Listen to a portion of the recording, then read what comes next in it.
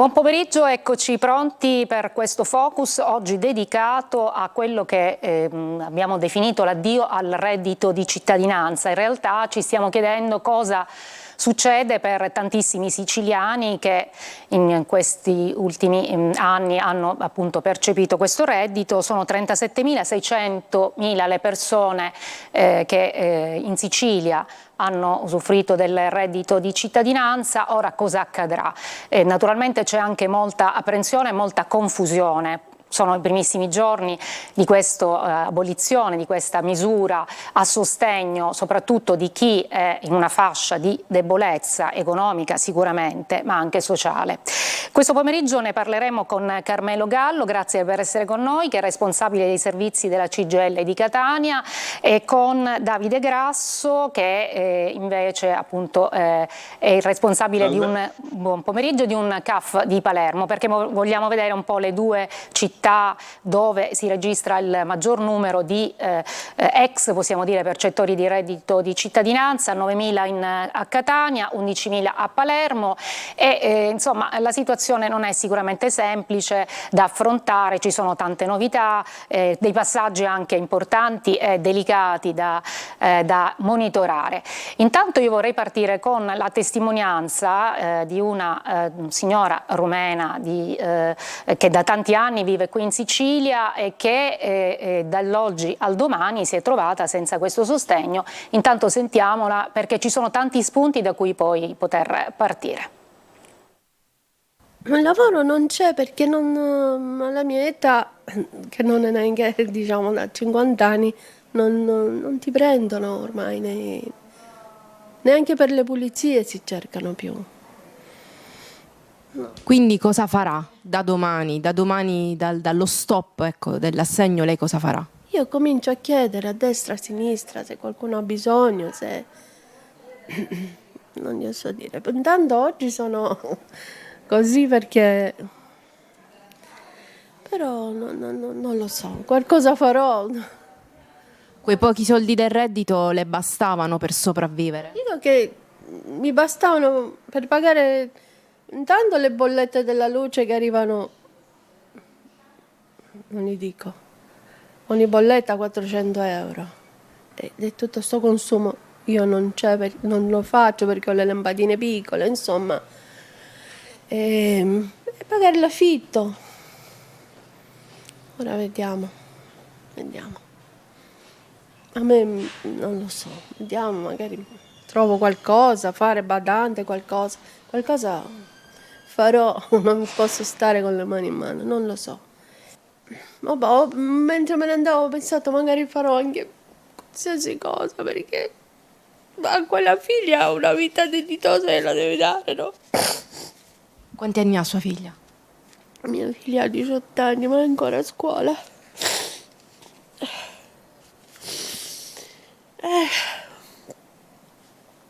Io non sono una che mi butto giù, però voglio lavorare, ho sempre voluto lavorare, ma nessuno ti mette neanche in regola, lavorando un giorno qua, un giorno là.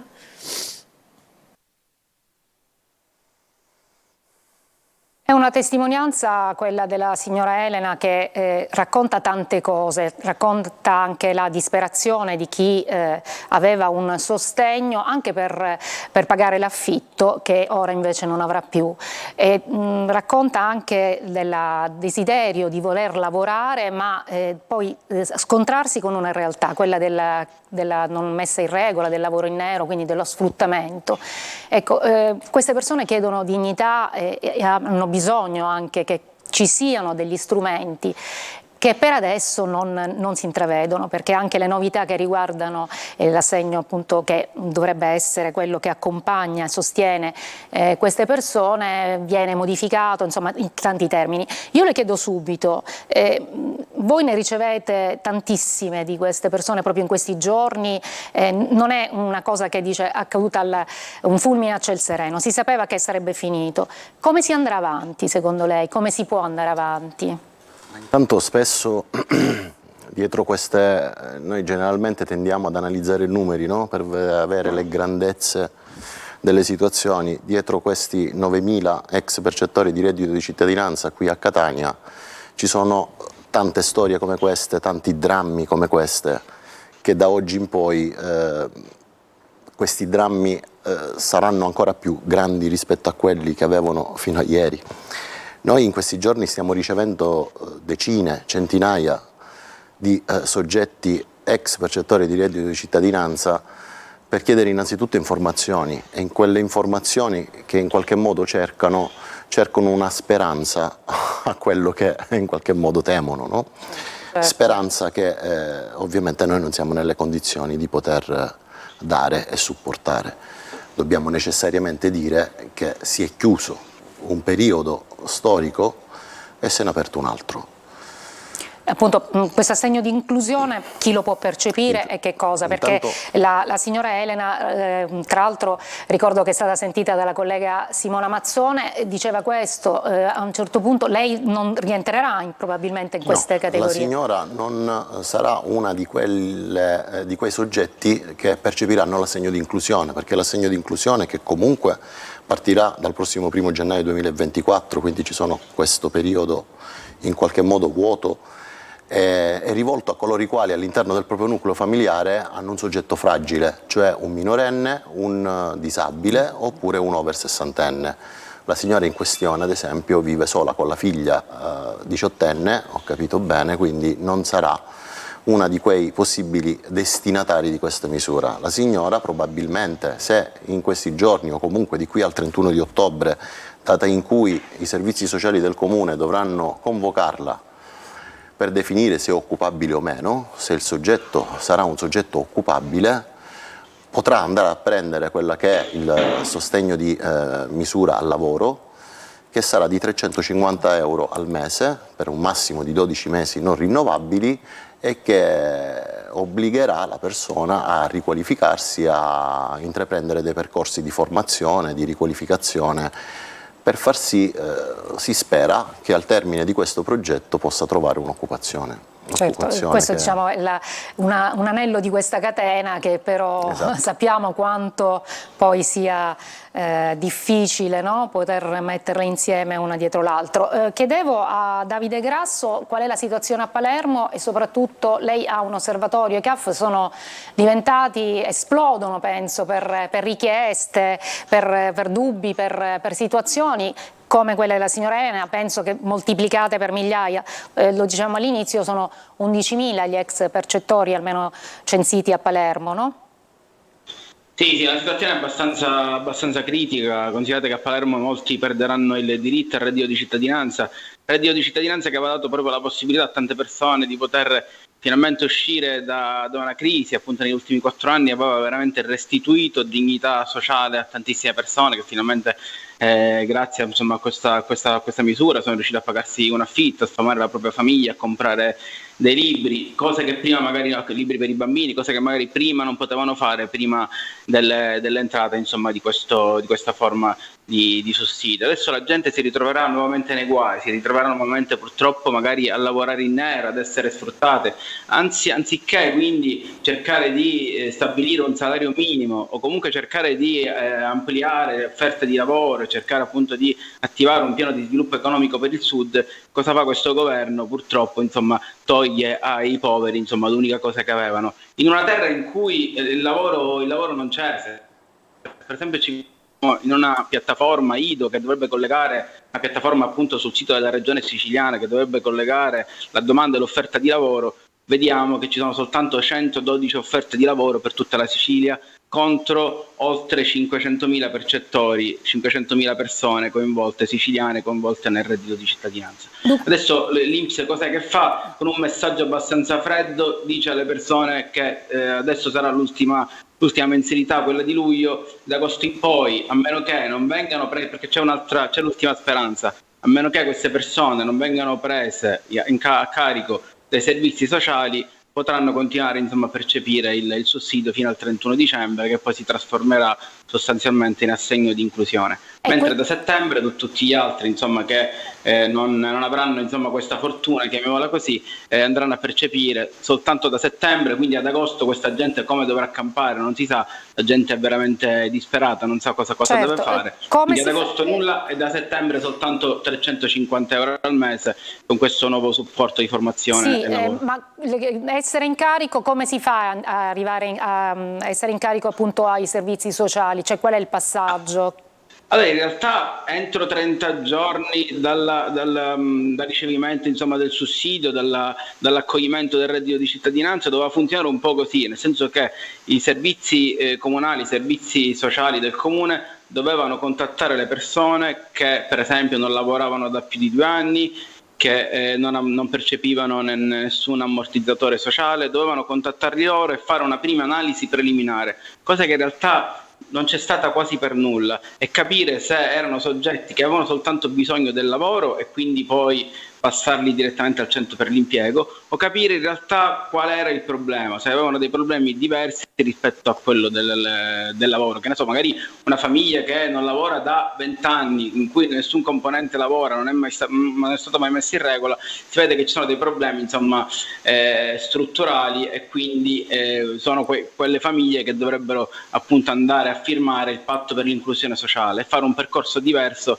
rispetto a quello del centro per l'impiego. Però sono tutte informazioni che in realtà non si conoscono, cioè la gente non sa di tutto quello che vi sto dicendo io, in realtà lo sanno veramente in pochissimi, e quindi c'è troppa confusione, perché arriva questo messaggio in cui dice che verrà sospeso il reddito di cittadinanza a meno che non vengono contattati dai servizi sociali, Ecco, che in realtà hanno tempo fino al 31, fino al 31 ottobre. Hanno tempo fino al 31 ottobre per poterli contattare. Quindi questo significa che la gente deve stare fino al 31 ottobre senza il sussidio, e poi magari viene ripreso perché magari sono stati presi in carico dai servizi sociali. Certo. Insomma, è tutto abbastanza complicato, abbastanza complesso, e proprio per questo noi venerdì mattina, dico l'ultima cosa e chiudo, venerdì mattina saremo davanti ai servizi sociali di via Garibaldi proprio a manifestare contro questa scelta. Perché adesso il governo cosa che ha fatto? Ha passato la patata bollente ai servizi sociali. Ok, aspetti un attimo, si fermi un secondo, ora parliamo anche di questo. Volevo capire a Catania com'era la situazione con i servizi sociali, quanti erano per esempio le assistenti sociali che si dovrebbero occupare di fare questo tipo da tramite, insomma. A Catania voglio dire, è risaputo che da un punto di vista strutturale il Comune di Catania ha un grosso deficit d'organico.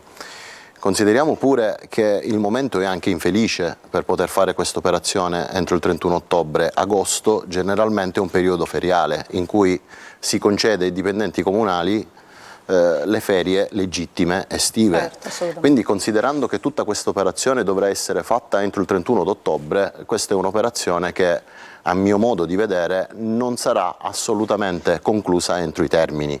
Nel frattempo il collega diceva giustamente che probabilmente a qualcuno di questi verrà riconosciuto il reddito di la proroga del reddito di cittadinanza fino al 31 dicembre dandogli gli arretrati, ma il reddito di cittadinanza è un sostegno alla povertà che serve a far mangiare le persone, cioè io non posso immaginare che oggi non mangio e magari fra 3 mesi sì. Ad agosto, a settembre come devono campare, sai, in realtà lo danno poi a ottobre e novembre. Esatto. Quindi noi per questo andremo poi a manifestare lì davanti ai servizi sociali, insomma, per cercare di mettere un po' di fretta allora e fare capire, insomma, che la gente non può vivere così. Un bel impegno, considerando poi i deficit di organico. Non so se a Palermo siete combinati come a Catania, ma penso, insomma, vista anche il numero. Anche perché penso che molti andranno in ferie, però non possono andare in ferie e lasciare le persone, insomma, in mezzo alla strada, insomma, buttare la gente sul lastrico perché devono andare in ferie.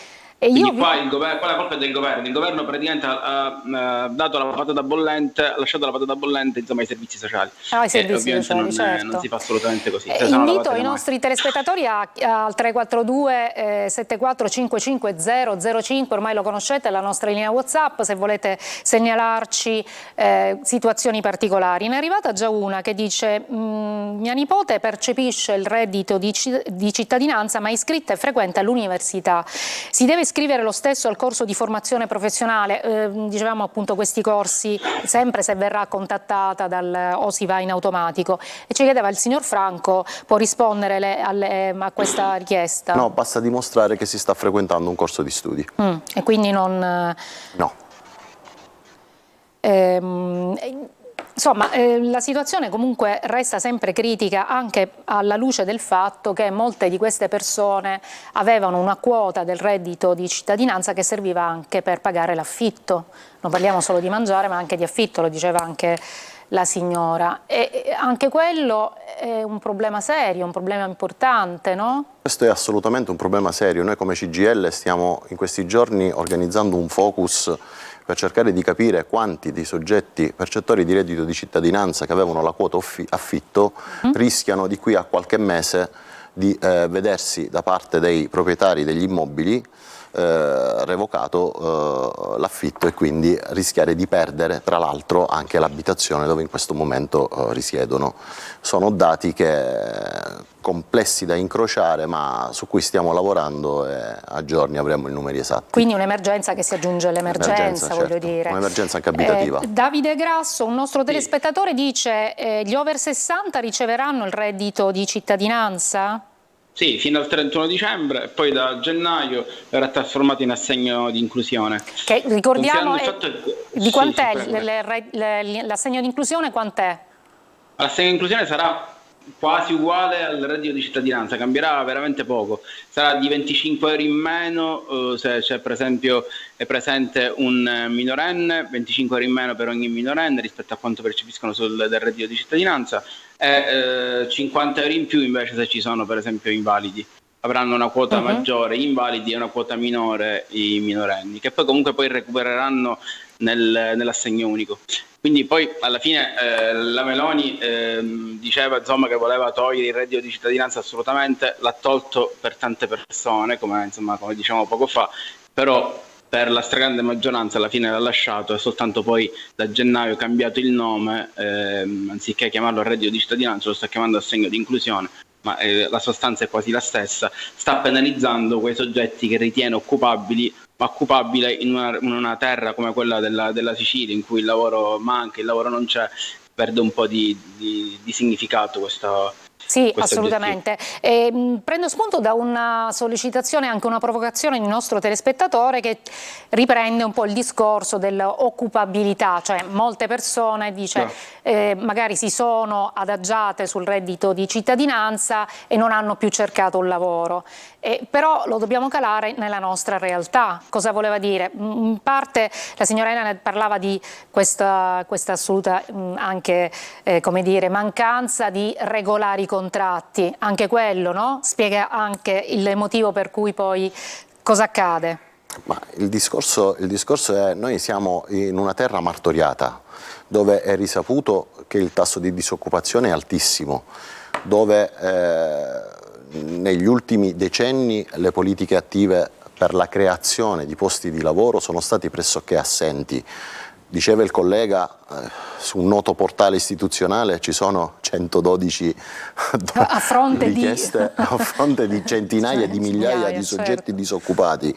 Io quello che posso dire è che la stragrande maggioranza dei percettori di reddito di cittadinanza sono sempre venuti all'interno dei nostri uffici, anche a chiedere semplicemente, pur non essendo deputati a farlo, se c'era qualche posto di lavoro che potevano in qualche modo svolgere. La maggior parte dei percettori di reddito di cittadinanza è una questione di dignità, preferirebbero lavorare ma con un lavoro che si possa definire tale, piuttosto che percepire e sentirsi in qualche modo sovvenzionati da uno Stato o uscire la carta gialla al supermercato che spesso è sentore di vergogna e di mancanza di dignità.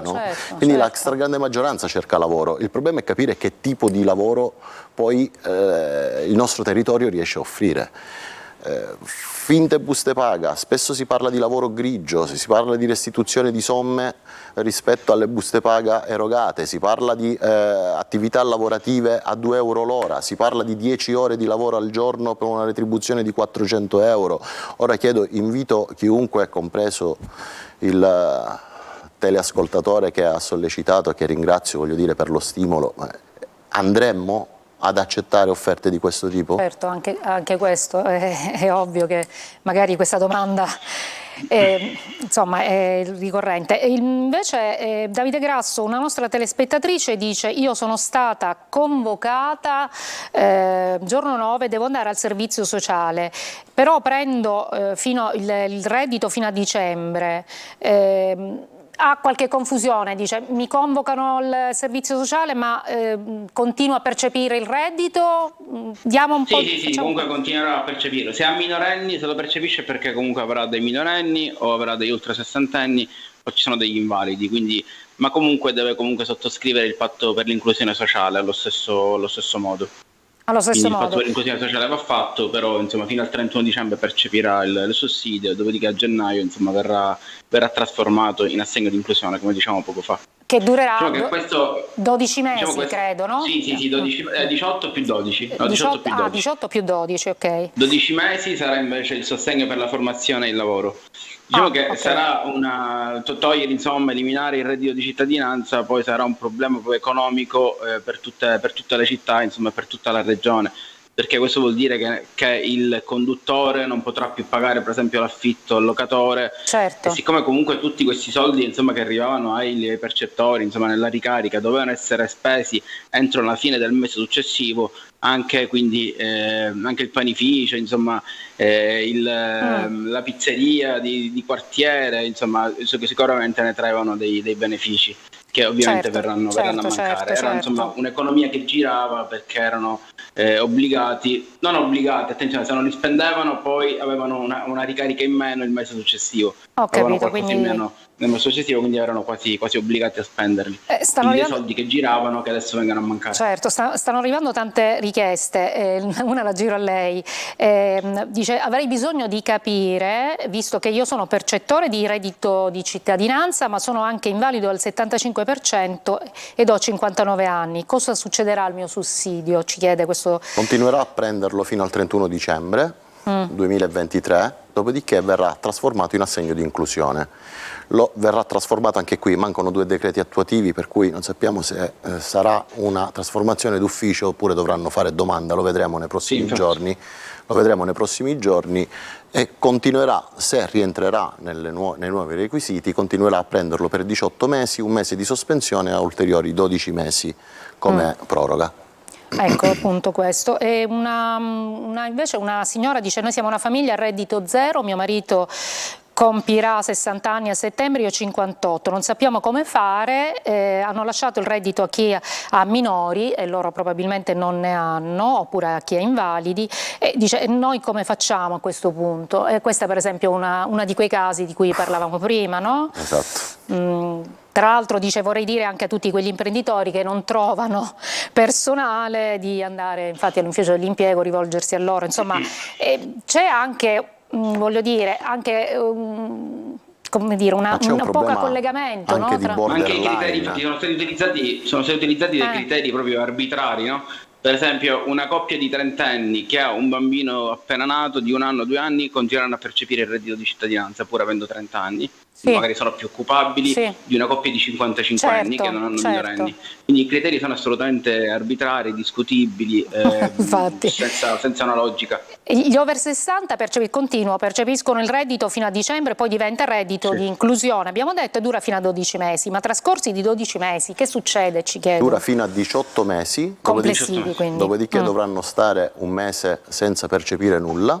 Nel mese di sospensione potranno andare a fare nuova domanda per un'ulteriore proroga di 12 mesi. E un'altra telespettatrice dice una cosa interessante: avete posto il problema degli affitti, dice: ma chi ha un mutuo cosa dice alla banca? Forse con un affitto puoi temporeggiare, ma sapete che bene che la banca insomma non dà, anche se può dare un minimo di respiro. Mi sono recata insieme a mio marito più volte al centro per l'impiego perché noi vorremmo un lavoro, dice appunto questa nostra telespettatrice, giustamente retribuito.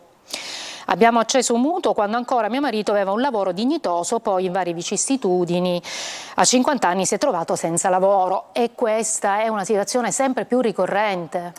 Queste è la maggior parte, cioè probabilmente negli anni è stata data una fotografia e un'immagine dei percettori di reddito di cittadinanza distorta.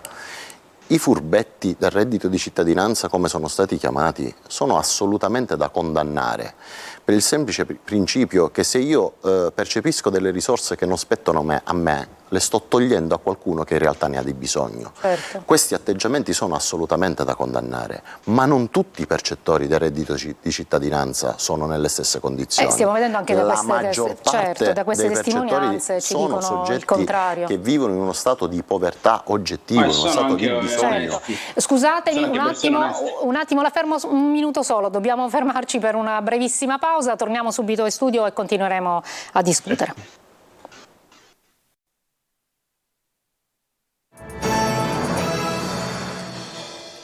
Bene, siamo in studio, stiamo parlando della fine del reddito di cittadinanza in un tessuto sociale, economico come quello siciliano, gravemente in crisi soprattutto per tantissime famiglie. Abbiamo pochissimo tempo, chiedo ai miei ospiti di essere brevi, però vorrei chiedere loro proprio in conclusione cosa possiamo dire? Ci sarà un passaggio ulteriore che cerchiamo, insomma, cercate voi come ovviamente sindacati, ma anche già ce l'aveva anticipato da Palermo, ci saranno manifestazioni, insomma, che non è la prima volta, già anche qualche settimana fa abbiamo registrato anche nei nostri telegiornali, insomma, le rimostranze di molte persone. Noi come organizzazioni sindacali, fin dalla legge di bilancio che è stata introduttiva, voglio dire, di questa nuova misura, ci siamo opposti. Abbiamo fatto mobilitazioni, il giorno 7 ottobre andremo a fare una grossa manifestazione, un grosso sciopero generale anche sulla base delle indicazioni di questa nuova misura. Questa gente non può essere lasciata sola. Certo. Le chiedo una cosa sola che si dovrebbe rivedere rispetto a questo assegno di inclusione. Una cosa si dovrebbe modificare che si è visto che insomma non ha aderenza con la realtà poi che vivono queste persone, secondo lei? Bisogna slegare completamente quello che è il supporto all'attività lavorativa e l'accompagnamento all'attività lavorativa da quelli che sono i sussidi contro la povertà. Non si può passare da una guerra contro la povertà a una guerra contro i poveri. Noi intanto a questi soggetti che sono oggettivamente disagiati, a prescindere dal loro status sociale di occupabilità o non occupabilità, dobbiamo garantire una vita dignitosa. Nel frattempo si creano tutta una serie di misure per far sì che questi soggetti possano trovare un'occupazione stabile e definitiva che gli possa dare dignità. Certo, infatti. Dignità che chiedono anche i nostri telespettatori, tra l'altro ringrazio perché sono veramente tantissimi, dice nessuno ci tutela, quello era un reddito di dignità. Esatto. E questa parola dignità, Davide Grasso, anche lei, pochissimi minuti, Sì. Insomma si è dimenticata questa dignità, almeno secondo le ultime... Diciamo che sì, l'articolo 3 della Costituzione italiana dice che ogni cittadino deve avere pari dignità sociale e così, insomma, togliendo l'unica forma di sussidio, di sostentamento che queste persone hanno, questa dignità ovviamente non sarà per tutti uguali, molti la perderanno. E tutti hanno anche il diritto devono avere il diritto di avere una vita dignitosa e di poter rimanere anche nella propria terra, perché a volte nelle vere trasmissioni si sente dire allora perché non vai a lavorare all'estero, perché non te ne vai al nord. Ma perché il siciliano deve andare sempre al nord, deve andare sempre all'estero? Certo. In considerazione del fatto che negli ultimi 20 anni sono stati addirittura 800.000 i siciliani che hanno dovuto lasciare la propria terra per ragioni di lavoro e studio, e penso che insomma ognuno ha il diritto di voler rimanere nella propria terra. E guardi, io vorrei finire questo focus di oggi con un messaggio di un altro telespettatore che dice: mio marito ha 65 anni, io ho 57, fra l'altro mio marito ha anche problemi di salute, cosa succederà a noi e a mia figlia di 23 anni che studia medicina al 5° anno? Allora in realtà niente, allora continuerà il reddito fino al 31 dicembre. Sì, però voglio dire, si pongono il problema di quello che succederà dopo e soprattutto garantire il diritto allo studio. Tanti giovani, tante famiglie che sostengono, esatto, hanno potuto sostenere i figli appunto negli studi, nel creare anche un loro futuro. Quindi voglio dire, è un sostegno di dignità che coinvolge non solo chi lo percepisce ma anche i nuclei familiari, le persone in generale. Speriamo di poter continuare a parlare di questi problemi problemi e soprattutto di dare risposte, per quello che possiamo fare noi, ai tantissimi che ci hanno scritto. Io ringrazio intanto Carmelo Gatto, appunto responsabile dei servizi della CGIL di Catania, e anche Davide Grasso, grazie anche per lei. Sicuramente seguiremo anche la manifestazione di Palermo, come abbiamo seguito le altre, quindi siamo sempre diciamo attenti anche a questo. Grazie per chi ci ha ascoltato, buon pomeriggio.